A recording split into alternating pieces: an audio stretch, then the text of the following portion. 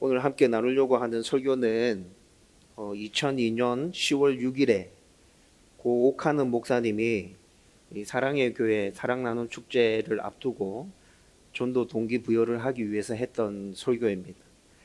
이 설교에 제가 굉장히 많은 은혜를 받았고 충분히 공감하는 부분이 있어서 이 설교를 지금 우리의 교회 상황과 여러분에 맞게끔 편집해서 설교하려고 합니다. 함께 이 말씀을 나누면서 하나님 주시는 은혜가 넘쳐났으면 좋겠습니다. 요즘 뉴스를 보면 이 세상을 확 뒤집어 놓을 수 없을까라는 고민을 가끔씩 하게 됩니다. 제가 지금 쿠데타를 얘기하는 게 아닙니다. 정권을 뒤집어 엎고 나라를 새롭게 완전히 변화시켜서 이런 거 얘기하는 게 아니라 좀 더 선하고 좀 더 정직하고 좀 더 의로운 모든 사람이 함께 잘 살 수 있는 사회로 만들 수 없을까라는 고민을 하게 된다는 것이죠.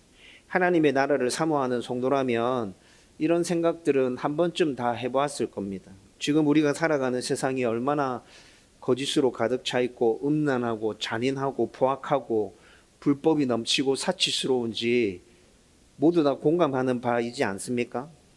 이런 모습을 보고 있으면 진짜 이 세상 좀 확 뒤집어져서 뭔가 천지가 개벽하는 일들이 일어났으면 좋겠다라고 생각하게 되죠. 그런데 이런 고민을 하다 보면 과연 무엇이 이 세상을 온전하게 바꿀 수 있을까라는 것에 대한 고민도 같이 함께 시작됩니다. 여러분, 세상이 바뀌기를 간절히 소망하는데 그 세상을 바꿀 수 있는 뭔가가 온전하게 작용하지 않는다면 세상은 바뀌지 않겠죠. 그리고 세상을 바꿀 수 있을 만한 것이 지금 현재 없었기 때문에 이 세상이 이렇게 유지되고 있는 것 아닙니까? 여러분, 저는 이 질문 앞에서 오직 교회와 복음만이, 예수님만이 이 세상을 바꿀 수 있는 유일한 답이라는 확신을 가지고 있습니다. 여러분, 이것은 저만 그런 게 아니라 모든 그리스도인들이 함께 소유하고 있는 확신일 거라 저는 생각합니다. 그래서 제가 붙은 교회론 중에 교회는 세상의 희망이다 라는 주제를 가지고 여러분들과 함께 이미 말씀도 나누었었죠. 여러분, 이 세상의 희망은 오직 교회뿐입니다. 복음뿐입니다. 예수님뿐이라고요. 그래서 제가 전도하는 일, 긍휼 사역을 펼치는 일에 대해서 지금 당장 우리가 하고 있지 못하지만 계속해서 여러분들에게 말씀드리는 이유가 여기에 있는 거예요. 교회만이 세상의 희망이고 복음만이, 예수님만이 세상의 희망이 되기 때문에. 요즘 우리나라에서 문제가 되고 있는 것들 몇 가지가 있는데 그 중에 하나가 마약이죠. 지금 정부가 출범하면서 마약과의 전쟁을 선포했습니다. 여러분, 제가 마약에 대한 통계들을 지난 주 중에 좀 인터넷을 뒤지면서 여러 가지를 좀 찾아봤어요.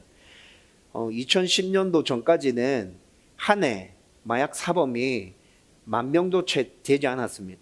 한 7,000명에서 8,000명 사이를 왔다 갔다 했는데 2010년이 지나고 난 뒤부터 한 해 마약 사범이 10,000명이 넘어가기 시작했습니다. 2020년도에 18,000명에 이르렀습니다. 2020년도에 18,000명.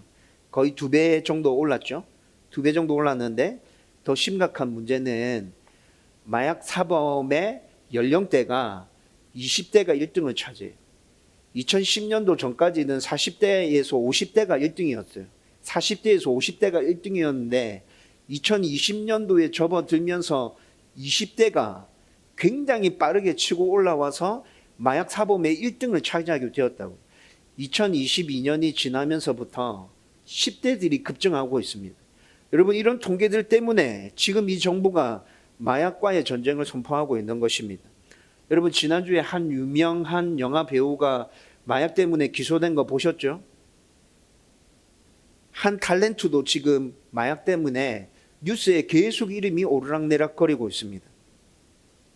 몇 년 전에는 남경필이라는 경남 전 도지사가 있었어요. 그 아들이 마약을 했는데 아버지가 아들을 신고했죠.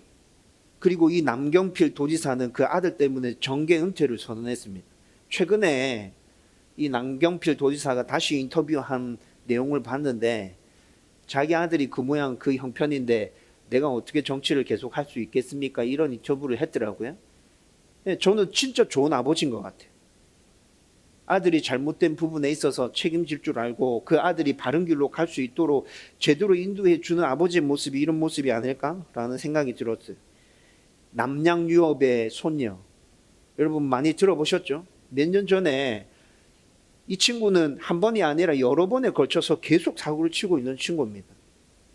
올해 초에 전두환 씨의 손자가 전두환 씨의 잘못을 폭로하는 영상을 내보냈죠. 그런데 그 폭로하는 영상에서 마약에 취해서 그 일을 했잖아요. 폭로하는 것까지는 좋았어요. 그런데 마약에 취해서 그렇게 하고 있는 모습은 당연히 처벌을 받아야 되는 그런 내용이죠. 제가 지금 무엇을 얘기하려고 하는 것이냐면, 여러분 정치인, 재벌, 유명인 할 것 없이 여러분 우리 곳곳에 지금 마약이 파고 들어와서 아주 심각한 결과들을 야기하고 있다는 거예요. 이 정도면 마약에 대한 경각심을 다시 일깨워야 하고 마약과의 전쟁을 선포하는 것은 당연한 일이겠구나라는 생각이 들죠. 여러분 그런데 제가 좀 전에 말씀드렸잖아요.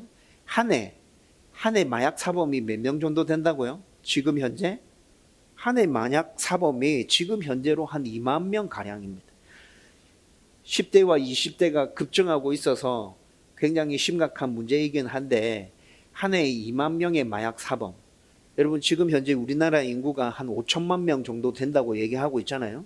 그 5천만 명 중에 한 해 2만 명의 마약 사범이라고 하면 여러분 어떤 사람들은 이렇게 얘기하기도 합니다. 그 2만 명 가지고 지금 이렇게까지 시끄럽게 떠들썩하게 막 이렇게 할 필요가 있어? 온 나라들이 지금 마약 때문에 난리고 뉴스를 키면 계속해서 마약에 대한 이야기가 나오고 있고 뭐 이렇게까지 하는데? 라고 생각하는 사람들도 있어요.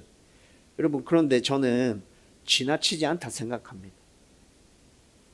마약으로 인한 피해가 얼만큼 파급적인 효과를 우리에게 불러일으키는지 너무나도 잘 알기 때문에 지나치지 않다. 경각심 불러일으켜야 된다. 주의를 줘야 된다. 겁을 줘야 된다. 여러분 저는 이런 생각들이 있어요.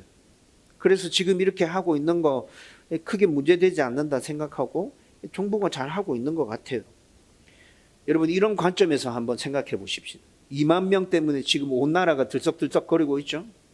여러분 이 관점에서 한번 생각해 보자고요. 얼마 전까지만 해도 대한민국에 기독교인의 수가 1,000만 명이라고 줄기차게 계속 얘기했는데 저는 1,000만 명 아닌 것 같아요. 기껏 많이 잡아봐야 한 700만 명, 800만 명. 코로나 시대를 지나면서 더 급격하게 감소했다는 생각이 들어요. 지금 현재 정확하게 통계 잡아보면 한 500만 명쯤 될까? 우리나라에 예수 믿는 사람들 한 500만 명쯤 될까? 이런 생각이 들어요. 여러분 그런데 한 700만 명이나 800만 명 정도 예수 믿는다 치고 우리나라에 예수 믿는 숫자가 그 정도 된다 치고 700만 명이나 800만 명 전부 다가 아니라 90% 날리고 한 70만 명에서 80만 명만 예수 믿는 사람으로서 제대로 살아간다면 여러분 우리나라가 어떻게 바뀔 거라는 생각이 듭니까? 제가 오늘 설교를 처음 시작하면서 비관적인 이야기를 했죠. 나라가 뒤집어지면 좋겠다. 천지개벽이 일어나서 좀 잘 살고 모든 사람들이 함께 평화롭게 살 수 있는 나라가 되면 좋겠다고 얘기했잖아요. 여러분 우리나라에 예수 믿고 있는 사람 10%, 한 70만 명에서 80만 명만 제대로 예수를 믿고 몸부림치면서 살아간다면 여러분 그런 세상 만들어지지 않겠습니까? 2만 명 가지고도 나라가 이렇게 들썩거리고 있는데 70만 명, 80만 명이면 저는 나라를 완전히 새롭게 갈아엎고도 남을 그런 숫자라는 생각이 들어요. 물론 마약은 부정적인 영향이 너무 크기 때문에 그 2만 명의 숫자 가지고도 지금 이렇게 시끄럽게 두들고 있는 거잖아요. 선한 영향력에 대해서는 강제성을 동원할 수 없고 뭔가 국가가 나서서 제재를 가할 수 없는 상황이기 때문에 뭐 어려울 수도 있겠다는 생각이 들어요. 그렇지만 70만 명이면 80만 명이면 분명히 이 나라 바뀌고도 남을 숫자다. 제대로 하나님의 가르침대로 예수님의 가르침대로 잘 살아가기만 한다면 여러분, 저는 이 생각을 떨쳐버릴 수 없습니다. 그래서 얘기하는 겁니다. 이 세상에 교회가 유일한 희망이다. 이 세상에 복음이, 예수님이 유일한 희망이고 답이다. 여러분, 그렇게 얘기하고 계속해서 주장하는 것이죠. 여러분, 오늘 우리가 읽은 본문은 삭개오 이야기인데 여러분들 잘 아는 이야기일 겁니다. 그런데 이 삭개오 이야기를 통해서 우리는 복음만이, 예수님만이 유일한 희망임을 다시 한 번 더 확인하게 됩니다. 진짜 복음만이, 예수님만이 유일한 희망이 되구나. 우리가 그렇게 바라고 소망하고 있는 그 이상적인 세상을 예수님과 복음만이 만들어낼 수 있구나 라는 것을 다시 발견하게 된다는 것이죠. 여러분, 오늘 이 부분에 대해서 저와 여러분들이 한번 살펴봤으면 좋겠어요. 삭개오는 여리고에서 세리장으로 일하는 사람입니다. 여러분, 여기서 우리가 분명하게 알아야 할 것은 구약에 등장하는 여리고와 신약에 등장하는 여리고는 완전히 다른 지명입니다. 다른 지명, 똑같은 지명이긴 한데 완전 다른 곳이에요. 구약의 여리고와 신약의 여리고를 같은 곳으로 생각하면 안 돼요. 여러분, 이거 유튜브를 좀 찾아보시면 자세하게 알 수 있을 거예요. 이거 설명하려고 하면 굉장히 길어지고, 유튜브에서 구약 여리고, 신약 여리고 쳐보면 여러분 이 지명이 어떻게 다른 지역인지에 대해서 설명하는 거 찾아볼 수 있을 거예요. 여리고라는 이름의 뜻은 하나님의 낙원이라는 뜻입니다. 이때 이 당시에, 신약 시대 이 당시에 이스라엘 여러 성읍 중에서 굉장히 아름다운 도성이었고 무역의 중심지 가운데 하나였습니다. 무역의 중심지. 무역의 중심지라는 말에서 굉장히 부유한 도시였겠구나, 부유한 성이었겠구나 라는 생각도 따라 나올 수 있겠죠. 그리고 그 도시에서 그렇게 부유하고 돈이 많이 왔다 갔다 하는 그러한 성에서 세리장의 자리에 앉아 있을 정도라면 이 삭개오가 얼마나 능력 있고 재력을 소유한 자인지에 대해서도 우리는 충분히 짐작할 수 있습니다. 삭개오가 이런 사람이에요. 힘도 있어요. 재력도 있어요. 그런데 당시 세리는 유대인들이 멸시하는 네 부류의 사람 중에 한 사람이었어요. 창녀, 이방인, 죄인, 그리고 세리. 여러분, 이 네 부류의 사람들은 유대인들이 정말 경멸했거든요. 그런데 그 중에 세리가 포함되어 있잖아요. 삭개오는 세리장이고, 여러분 이 당시에 로마가 고대 근동 지역을 다 장악하고 있었죠. 그리고 로마가 장악하고 있는 그 지역에는 세무 공무원을 파견했어요. 이 세무 공무원은 세금을 거둬들이는 일을 총괄하는 임무를 맡은 사람이에요. 굉장히 로마에서도 지위가 높은 사람이죠.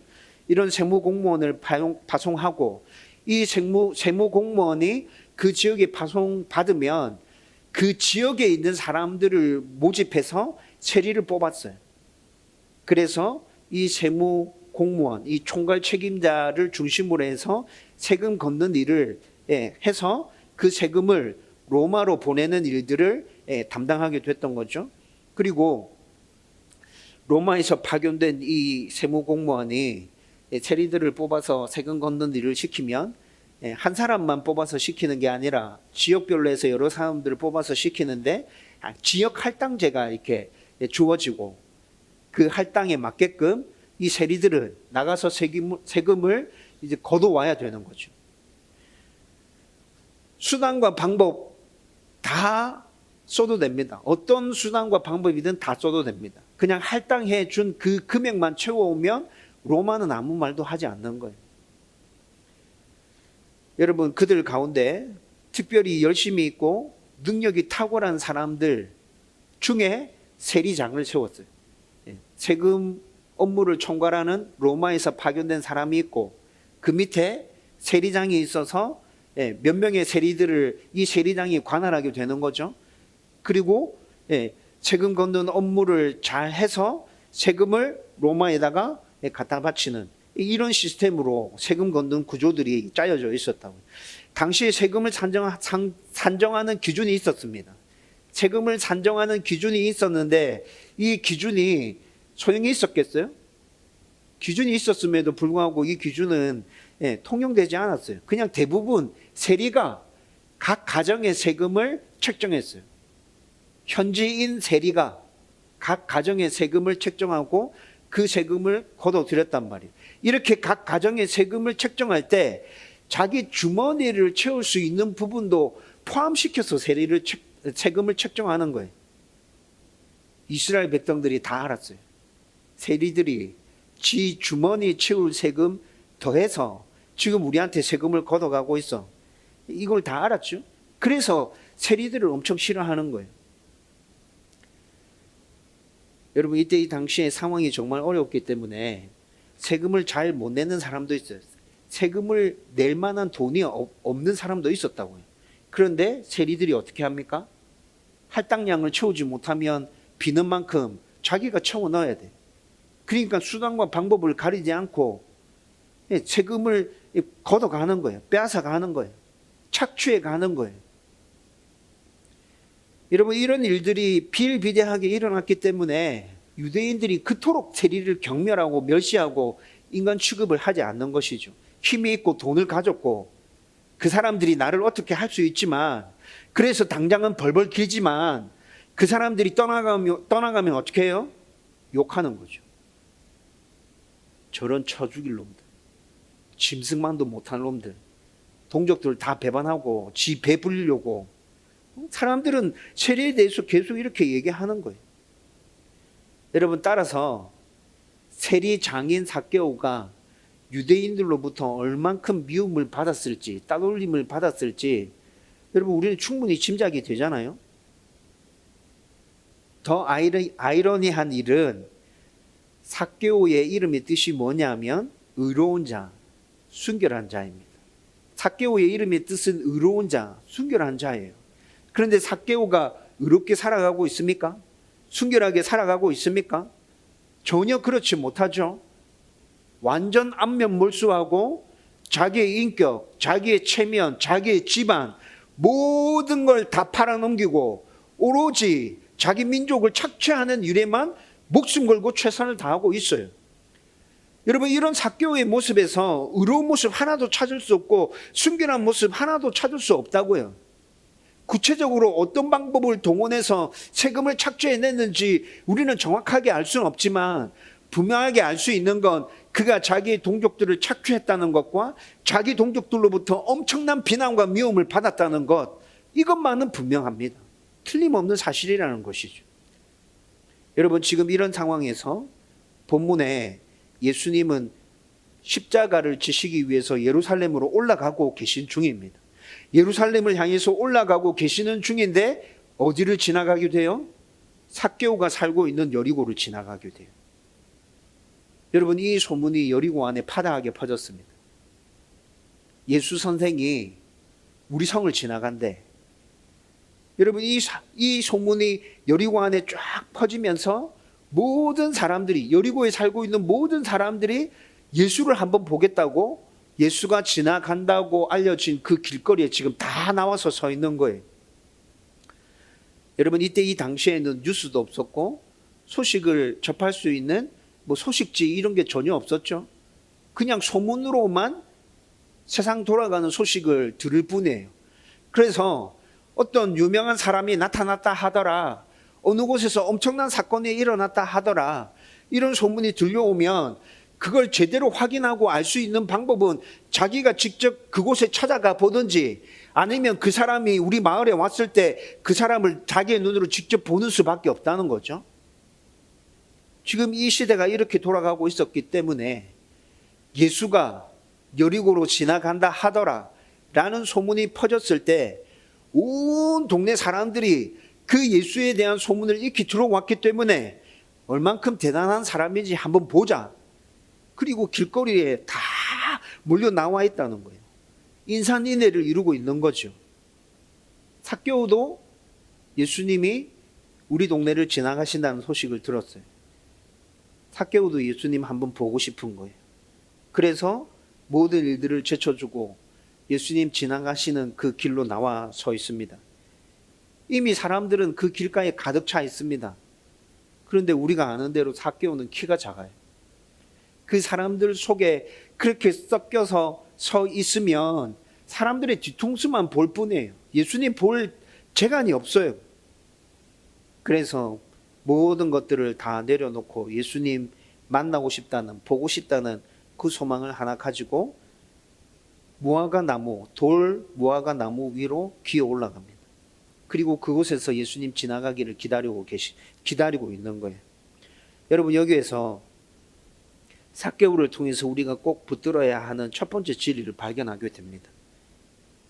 그 첫 번째 진리는 세상에서 부유하고 성공했고 꿈을 이룬 사람 가운데 삭개오처럼 영혼의 갈증이 있는 사람이 많다는 거예요. 영혼의 갈증이 있는 사람. 분명히 삭개오 내면에 이런 생각이 들어 있습니다. 이보다 더 낫고 더 가치 있는 것이 있을 텐데, 이것보다 더 낫고 더 가치 있는 것이 있을 텐데 그게 뭘까? 끊임없이 삭개오는 고민하고 있다는 거죠. 여러분, 앞서 설명해 드렸잖아요. 삭개오는 힘이 있어요. 돈이 있어요. 사회적으로 봤을 때는 아무나 범접하지 못하는 그런 위치에 올라가 있다고, 힘을 가지고 있다고요. 그런데 이런 생각이 그 안에 똑같이 존재하고 있는 거예요. 이 갈증이 있었는데 사람들이 위대한 스승이라고 그렇게 떠들고 소문이 자자한 예수님이 자기 동네로 지나간다는 얘기 들은 거예요. 그분을 한번 만나볼까? 그분 한번 만나보면, 그분이 하는 얘기 들어보면 거기에서 내가 궁금해하고 있는 부분에 답을 찾을 수 있을까? 여러분, 삭개오 마음에 이런 마음이 있었던 거죠. 우리 주변에도 이런 분들이 참 많습니다. 그들의 내면에 죄책감이 있습니다. 그런데 그 죄책감이 뭔지 정확하게 파악하고 있지 못해요. 뭔가 꺼림직한 게 있는 것 같은데 그게 정확하게 뭔지 알지 못한다는 것이죠. 세상의 것으로 채워지지 않는 허무감을 안고 살아가는 사람들이 있습니다. 여러분, 이 사람들이 바로 돌 감람나무 위에 올라가 앉아있는 사람들입니다. 뭔가 이 문제를 해결하고 싶어서 찾아 헤매고 있는 갈급함이 있는 사람들이라는 거죠. 누군가가 이 사람들에게 예수님에 대해서 이야기해 주면 예수님을 받아들일 수밖에 없는 사람들이라는 겁니다. 이들은 세상의 것으로 만족과 평화를 얻을 수 없음을 진작에 깨닫고 있습니다.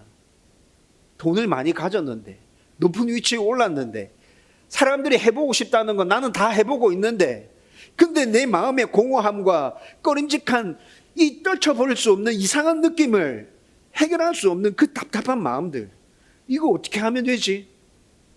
사람들이 나를 보면서 다 부러워하고 있는데 혼자 가만히 앉아 생각할 때 자기는 행복하지 않은 거예요. 자기는 뭔가 답답함이 있는 거예요. 이 문제를 해결하기 위해서 애쓰고 있지만 답을 아직 찾지 못했어요. 그런데 이런 사람들이 예수님에 대해서 알고 있지 못하다는 것이죠. 여러분, 우리는 이런 사람들이 주변에 많다는 것을 인정해야 합니다. 이런 사람들이 많아. 인정해야 된다고요. 여러분은 세상 사람들이 어떻게 보입니까? 마음에 큰 구멍이 뚫려 있는 것이 보입니까? 그들의 공허함이, 허전함이 눈에 들어옵니까? 아니면 그냥 그들이 살고 있는 큰 집만 눈에 보이나요? 그들이 앉아있는 높은 지위만 보입니까? 막대한 재산만 보이나요? 만약에 이런 것만 우리 눈에 보인다면 우리의 눈은 영적으로 바로 떠져 있는 눈이 아닙니다. 성도는 영적인 눈을 바로 뜨고 이 세상을 볼 줄 알아야 합니다. 그들의 집과 재산, 그들이 꾸미고 사는 것, 그게 눈에 들어오는 것이 아니라 그들 내면 안에 있는 큰 구멍과 공허함과 허전함이, 예수를 필요로 함이 우리의 눈에 보여야 된다는 거죠. 그럴 때 우리는 그들에게 예수님을 이야기해 줄 수 있습니다. 그게 보여야 예수님을 얘기해 줄 수 있다. 그게 안 보이면 예수님을 얘기하는 것 너무 힘들게 느껴져요. 드디어 예수님이 돌 무화과 나무 안에를 지나가는데 나무 위에 올라가 있는 삭개오를 모를 리가 없죠. 예수님이 모를 리가 없어요. 예수님은 우리 모두를 다 알고 기억하시지만 특별히 지금 당장 당신이 필요한 그 사람에게 관심을 가지고 계십니다. 예수님은 그 사람에게 주목하신다고요. 삭개오는 지금 당장 예수님이 필요한 사람이죠. 정말 예수님이 필요한 사람이에요. 그래서 예수님이 그에게 주목하십니다. 삭개오야, 내려오너라. 내가 오늘 저녁에 너희 집에서 머물겠다. 예수님께서 삭개오에게 이렇게 얘기하십니다. 그 말을 듣고 삭개오가 나무에서 내려와서 예수님을 모시고 자기 집으로 갔습니다. 그리고 지금 삭개오는 예수님과 마주 앉아 있습니다. 여러분, 오늘 우리가 읽은 이 본문은 삭개오와 예수님이 마주 앉아 있는 그 자리에서 일어난 사건을 우리가 함께 읽은 거예요. 삭개오는 지금 하나님의 아들이시며 천지 만물을 창조하신 하나님이신 분과 마주 앉아 얘기를 나누고 있는 중에 있습니다. 삭개오와 온 세상의 죄를 짊어지고 십자가에서 어린 양이 되어서 죽어주실 속죄의 제물 되신 예수님과 지금 삭개오가 마주 앉아 있는 것이라고. 여러분, 이런 상황에서 변화가 일어나지 않는다면, 은혜를 받지 못한다면, 영혼이 깨어나지 못한다면 삭개오에게는 소망이 없는 거예요. 여러분, 우리는 성경에서 이런 사람들 너무나도 많이 확인했죠. 이스라엘의 종교 지도자들 보십시오. 예수님과 대화합니다. 논쟁합니다. 예수님과 마주 앉아서 그렇게 수많은 이야기들을 주고받음에도 불구하고 영혼이 깨어나지 않습니다. 예수님이 구주이심을 알아보지 못합니다. 여러분, 만약 삭개오도 그렇게 된다면 소망이 없는 것이죠. 그런데 삭개오는 예수님이 구주이심을 금방 알아봅니다. 같이 저녁 먹고 몇 마디 대화를 나누면서, 아, 이분이 진짜 구원자이시구나. 내가 그동안 나의 허전함과 나의 공허와 나의 아픔에 대해서 어떻게 메울 수 있을까 끊임없이 고민해 왔는데 그 해답이 이분께 있구나. 삭개오 금방 알아봤다고요. 여러분, 식사하고 대화 몇 마디 나누다가 그가 벌떡 자리에서 일어나서 이렇게 얘기합니다. 예수님, 내 재산 절반을 정리해서 가난한 사람들에게 다 나눠주겠습니다. 삭개오가 부유한 사람이라고 계속 말씀드렸잖아요. 자기 재산의 절반을 정리해서 가난한 사람들 도와주겠다는 말은 엄청난 재산을, 엄청난 돈을 가난한 사람들을 위해서 쓰겠다는 거죠.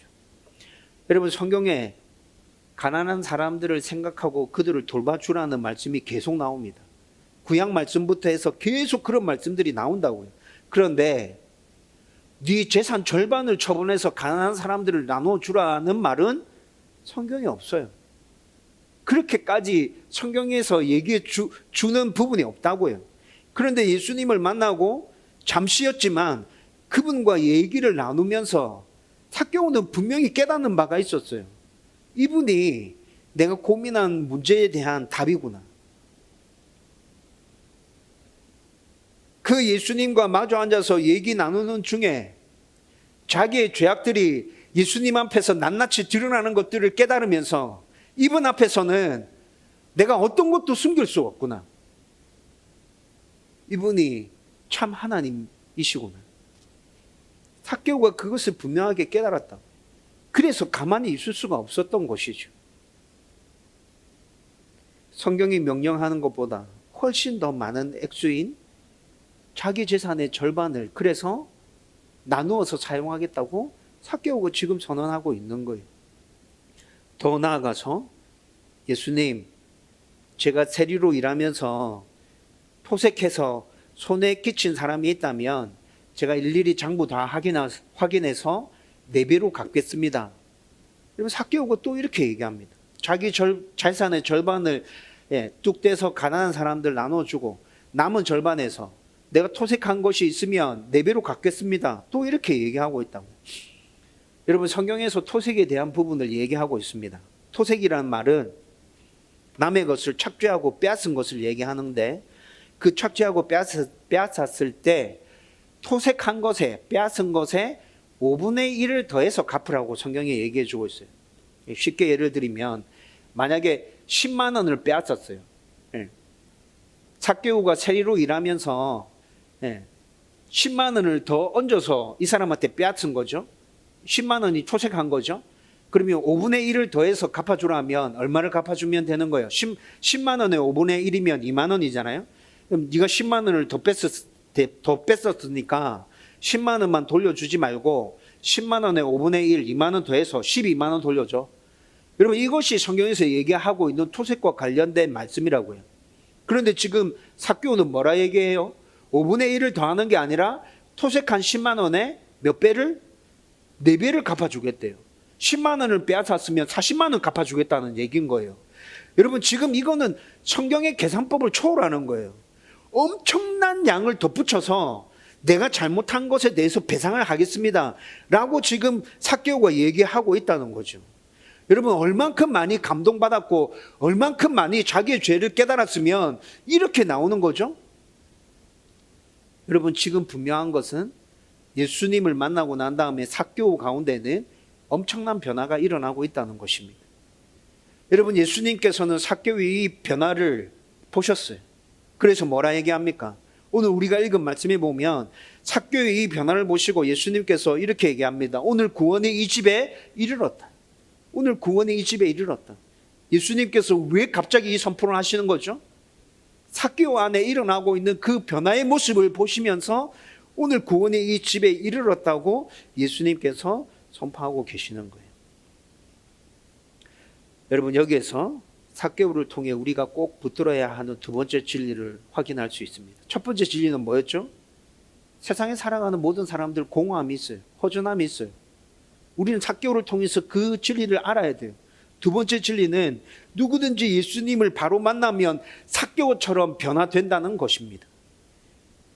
여러분, 삭개오처럼 합당한 변화의 모습이 나타날 때 비로소 구원받았다고 말할 수 있는 거예요. 입으로만 나는 예수님 영접했어요 라고 얘기한다고 구원받은 게 아니라 그것과 함께 변화의 모습이 나타날 때, 여러분, 옛날에 삭개오는 예수님 앞에서 이미 죽었습니다. 옛날에 삭개오는 이미 죽었어요. 돈이 우상이었던 삭개오는 이미 십자가에 못 박혔습니다. 이제 예수 안에서 다시 살아난 삭개오는 죄의 노예가 아닌 하나님의 자녀로서 새로운 피조물입니다. 그 새로운 피조물인 하나님의 자녀인 삭개오가 지금 예수님 앞에서 이런 고백을 하고 있는 것이죠. 그렇게 변한 삭개오의 모습을 예수님께서 분명히 보셨기 때문에 이렇게 선언하는 거예요. 너 구원받았구나. 하나님의 아들이 되었구나. 영원한 생명을 소유한 거룩한 백성이 되었구나. 여러분, 삭개오에게 일어난 변화, 구체적으로 세 가지로 정리할 수 있습니다. 첫 번째는 돈에서, 여러 우상에서 마음이 떠나버렸습니다. 여러분, 삭개오처럼 돈을 밝힌 사람 찾을 수 있을까요? 이때 이 당시에 삭개오처럼 돈을 밝힌 사람, 민족을 다 배반했잖아. 아주 악하고 잔인하게 돈을 착취해서 뜯어냈죠. 네. 자기가 할당받은 세금량을 채우기 위해서 분명히 그렇게 했을 거예요. 여러분, 그런데 이 모습들은 돈을 밝히고 있는 충분한 모습이 될 수 있었는데 그 모습이 완전히 달라졌다는 거죠. 사라져버리고 없다는 거죠. 이전의 삭개오는 돈이 하나님이었어요. 돈이 하나님. 오죽하면 자신의 이름 다 팔아버리고, 의로운 자 이름 다 팔아버렸죠. 가문도 팔아버리고 믿음, 동족 다 팔아넘기고 그렇게 돈에 매달렸을까요? 그런데 예수님을 만나자마자 돈에서 마음이 완전히 떠났습니다. 내 재산 절반 떼어서 가난한 사람들 나눠주겠습니다.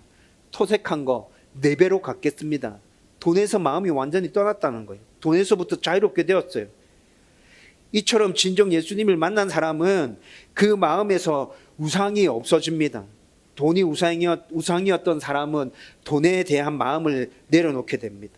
명예가 우상이었던 사람은 예수님 만나면 자기의 명예를 내려놓게 돼요.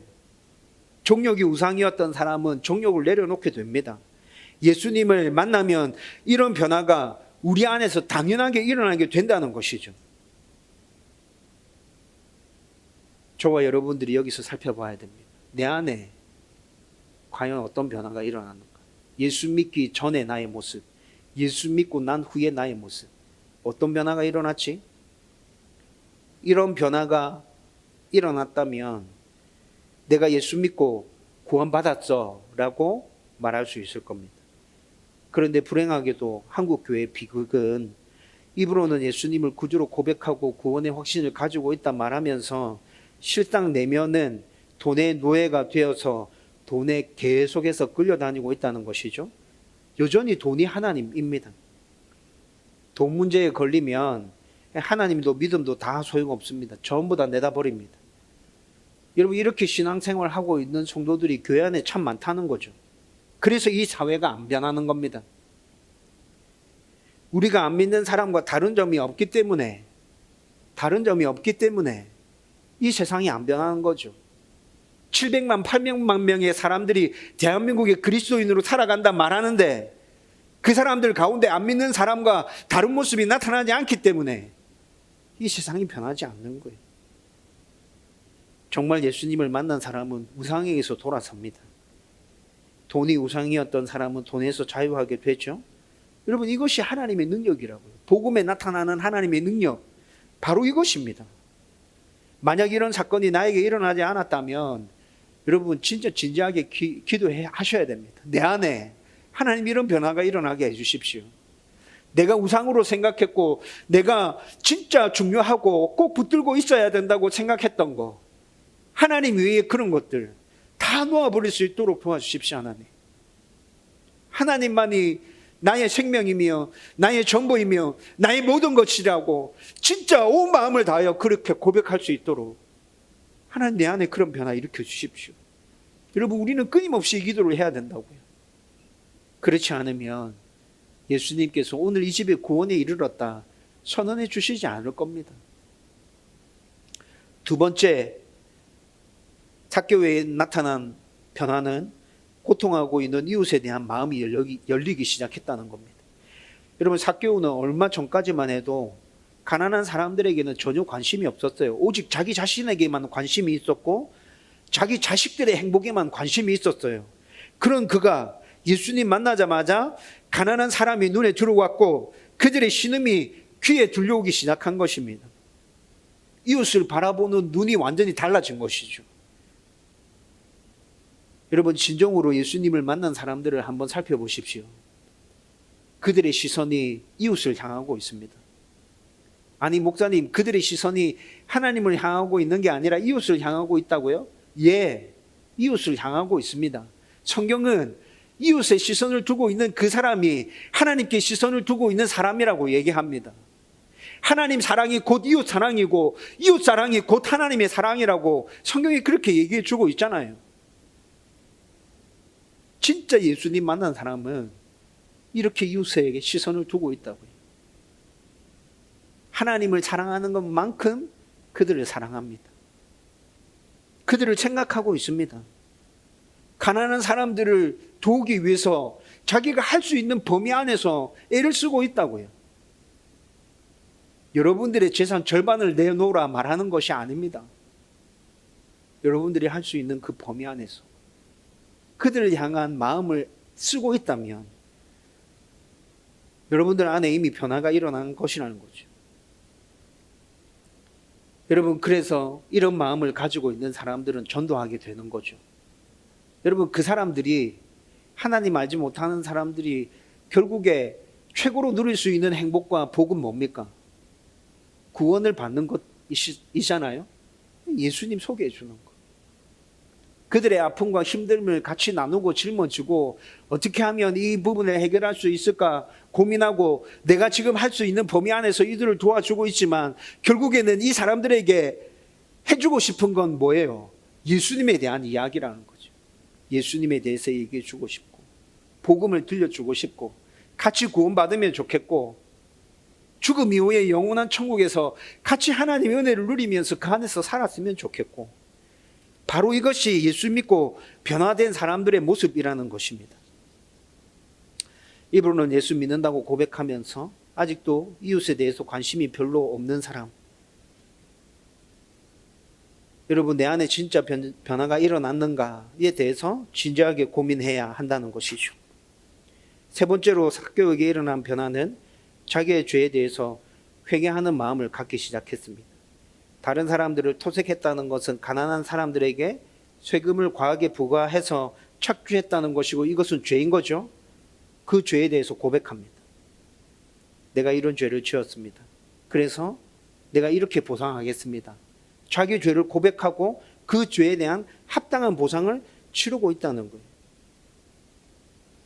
시간에 집중하지 않고 프리하게 설교하기 시작했는데 벌써 끝낼 시간이 됐네요. 간단하게 넘어가겠습니다. 마지막으로 삭개오를 통해 우리가 꼭 붙들어야 할 세 번째 진리는 삭개오의 변화가 여리고의 변화로 이어졌다는 것입니다. 여러분, 이것은 이후의 성경에서 자세히 기록하고 있지 않죠? 여러분들의 상상력을 동원해서 한번 상상해 보십시오. 예수님은 십자가 지시로 떠나갔습니다. 삭개오는 여리고에 남아 있습니다. 삭개오가 예수님께 했던 그 약속대로 자신의 절반을, 재산의 절반을 떼어서 가난한 사람들에게 나눠주기 시작합니다. 토색한 것에 4배를 얹어서 갚아주기 시작합니다. 여리고 안에 어떤 변화가 일어났을 것 같습니까? 여리고 안에 어떤 변화가 일어났을 것 같습니까? 거룩한 상상력을 동원해서 상상해 보십시오. 여러분, 한 사람이 변화되면, 제대로 변화되면 이렇게 놀랍게 변화는 전념지어서 넘어갈 수 있다는 거예요. 여러분, 오늘 말씀을 이제 결론 지으려고 합니다. 오늘날 사람들이 얼마나 붙들 것이 없어서 호족거리고 있는지 우리는 여러 뉴스를 통해서 확인하게 됩니다. 돈, 도박, 술, 마약, 외도. 여러분, 이런 것으로 인해서 사람들이 점점점 망가지고 있는 모습들 우린 계속 보고 있죠. 수요일날 야복크 기도에 마치고 집에 들어가는데 뉴스를 통해서 지 드래곤이라는 사람이 또 마약 혐의로 입건됐다는 소식을 들었어요. 지 드래곤 아세요? 젊은 사람들한테 엄청 유명한 사람이고 파급력이 있는 사람입니다. 이 사람이 술집에서 마약 복용을 했대요. 그 술집은 4명에서 하룻밤 술 마시면 술값이 하루에 1,000만 원 정도 나오는 술집이랍니다.